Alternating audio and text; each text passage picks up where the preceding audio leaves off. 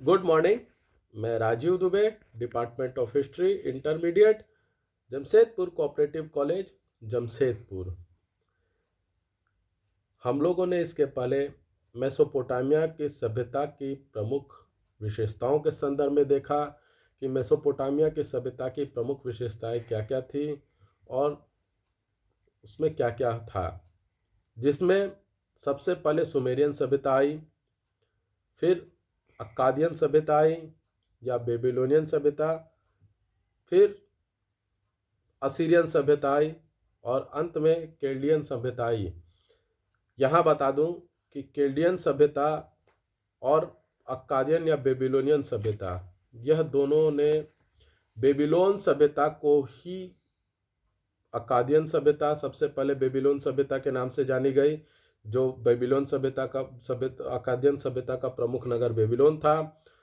फिर बेबीलोन नगर नष्ट होता है और असीरियन उसे नष्ट कर देते हैं और उसके बाद में फिर केल्डियन साम्राज्य के लोग उस बेबीलोन सभ्य नगर को फिर से पुनर्निर्मित करते हैं और बेबीलोन नगर को फिर से ऊंचाई पर ले जाते हैं।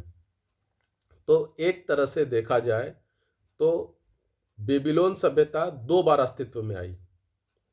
इन सब चीज़ों के बारे में हम लोगों ने पहले ही देख चुके हैं। आज हम लोग देखते हैं मेसोपोटामिया या जो वर्तमान में इराक है उसके प्रारंभिक शहरी समाजों का स्वरूप, यानी शहरी समाज के जो प्रारंभिक शहरी समाज थे उसका स्वरूप कैसा था। तो अगर हम लोग इसको देखेंगे तो तीन भागों में हम लोग विभक्त कर सकते हैं कि जो मेसोपोटामिया की सभ्यता थी, अगर सुमेरियन, बेबीलोनियन और असीरियन, ये तीन समाजों में अगर विभक्त करें तो सुमेरियन समाज को भौतिकवादी, बेबीलोनियन समाज को यथार्थवादी और असीरियन समाज को निर्दयी कहा जा सकता है। यह कई विद्वानों का भी ऐसा मत है। इसका कारण यही था कि सुमेरियन समाज के लोग भौतिक सुखों की ओर ज़्यादा आकर्षित थे, बेबीलोनियन समाज के लोग यथार्थ को ज़्यादा महत्व देते थे और असीरियन समाज के लोग निर्दयी थे, वो लोग युद्ध में ज़्यादा विश्वास करते थे। और इसीलिए मेसोपोटामिया को इन तीनों तत्वों का मिश्रण कहा जा सकता है। अगर पूरे मेसोपोटामिया साम्राज्य की बात करें, सभ्यता की बात करें, समाज की बात करें, तो इन तीनों चीज़ों का मिश्रण मेसोपोटामिया में दिखता है। प्रारंभिक नगर में इस सभ्यता के छोटे छोटे नगर राज्यों का अस्तित्व था, यानी छोटे छोटे नगर थे, वो राज्य थे और छोटे छोटे नगर राज्यों का अस्तित्व था, जिसके शासक प्रायः पुरोहित वर्ग ही उसका शासक होता था और हर प्रत्येक नगर का एक देवता होता था और उस नगर में उस देवता का भव्य ऊंचा मंदिर होता था जिसे जिगुरात कहा जाता था। आरंभिक समाज का मानना था कि देवताओं की कृपा से ही फसल अच्छी होती है, बीमारियां दूर होती है एवं युद्ध में शत्रु परास्त होते हैं। ये सभी चीजें देवताओं की कृपा से होती हैं।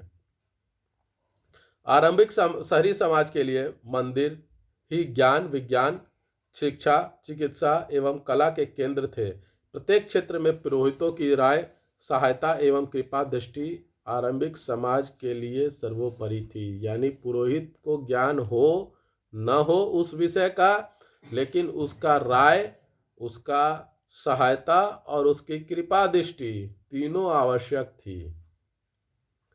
और ये जो मंदिर ही था, ये पुरोहित वर्ग ही था, ये मंदिर ही ज्ञान विज्ञान का भी केंद्र रहा, शिक्षा चिकित्सा का भी केंद्र रहा। वहाँ डॉक्टर नहीं होते थे मेसोपोटामिया के प्रारंभिक समाज में, वहाँ पुरोहित लोग ही डॉक्टर थे।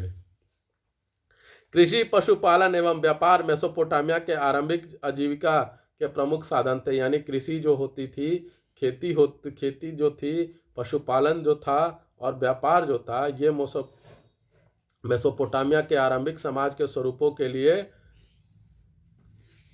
रोजगार का प्रमुख साधन था। हल से खेत जोतने की कला से ये लोग परिचित हो चुके थे। व्यापार हेतु नावों का भी प्रयोग करते थे, यानी व्यापार करने के लिए ये लोग नावों का प्रयोग करने लगे थे।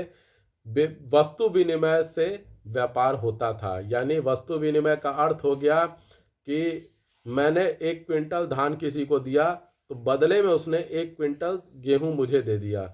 यह वस्तु विनिमय, जिसको इंग्लिश में बाटलर सिस्टम कहते हैं, उसके प्रणाली के तहत इसमें व्यापार किया जाता था। बेबीलोन और निनिवे प्रमुख व्यापारिक केंद्र थे, जिनके व्यापारिक संबंध मिस्र, भारत, अरब और चीन, इनसे उनके व्यापारिक संबंध थे। जो उस समय की इन देशों में मिस्र, भारत, अरब और चीन के जो व्यापार उस समय आरंभिक सभ्यताएं जो थीं, उस सभ्यताओं के साथ इनका व्यापारिक संबंध रहा। ये भेड़ बकरी सहित अन्य जानवरों को पालते थे और ऊनी वस्त्र पहनते थे। साथ ही खेती में यह गेहूं, जौ, मक्का की खेती करते थे। यानी खेती के यहाँ के मुख्य उपज गेहूं, जौ, मक्का थी और ये लोग ऊनी वस्त्र पहनते थे। भेड़ बकरी को ये लोग पालते थे।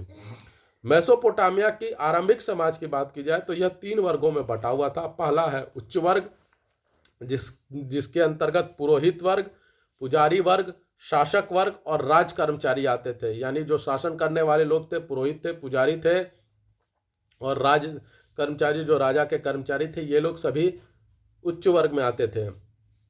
मध्य वर्ग में स्वतंत्र नागरिक, जो स्वतंत्र नागरिक थे वे मध्य वर्ग में, सामंत, व्यापारी, ये लोग मध्य वर्ग में आते थे। और निम्न वर्ग के तहत कृषक यानी खेती करने वाले लोग, मजदूर वर्ग और दास या गुलाम आते थे। तो ये तीनों जो थे ये मध्य वर्ग में आते थे। तो इस तरह मेसोपोटामिया के शहरी समाज 3 भागों में विभक्त हुआ था। विज्ञान एवं प्रौद्योगिकी के क्षेत्र में भी मेसोपोटामिया ने अभूतपूर्व प्रगति कर ली थी। उन्होंने रेखा गणित के सिद्धांत का पता लगा लिया था, जिसे बाद में पाइथागोरस प्रमेय के नाम से जाना गया। पंचांग बनाना वे लोग जान चुके थे। खगोल विद्या और ज्योतिष विद्या में उनकी रुचि थी। उनकी गणना प्रणाली में 60 का अत्यधिक महत्व था, जिसे षट दाशमिक प्रणाली कहा गया। यानी उनकी गणना में 60 बहुत महत्वपूर्ण रखता था। उन्होंने ही सर्वप्रथम 1 घंटे को 60 मिनट में और 1 मिनट को 60 सेकंड में बांटना आरंभ किया। यानी जब 1 घंटे और 1 मिनट का जब बात शुरू हुई तो उन्होंने ही सबसे पहले 1 घंटे को 60 मिनट और 1 मिनट को 60 सेकंड में बांटा, क्योंकि उनके लिए 60 का बहुत महत्वपूर्ण था। वो प्रणाली षट दाशमिक प्रणाली कहलाती है।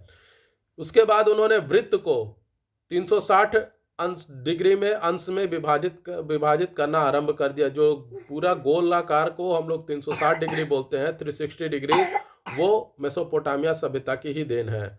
उन्होंने 1 माह को 30 एवं 29 दिनों में बांटना आरंभ किया। उन्होंने 1 वर्ष को 360 से 390 दिन तक का हिसाब किया। यानी मेसोपोटामिया के सभ्यता में 360 से 390 दिन 1 वर्ष में होते थे और 1 माह 29 या 30 दिन का होता था। प्रौद्योगिकी के क्षेत्र में संभवतः इन्होंने सर्वप्रथम कुम्हार के चाक का आविष्कार किया। जो कुम्हार का चाक होता है जिसपे वो मिट्टी के बर्तन बनाता है, सबसे पहला आविष्कार मेसोपोटामिया की सभ्यता ने किया, जिससे मिट्टी के बर्तनों को गोल आकार दिया जाने लगा। लट्ठों से बांधकर बेड़े बनाए जाते थे, जिन्हें नाव के रूप में इस्तेमाल किया जाने लगा। इन्हें कैलक कहा जाता था।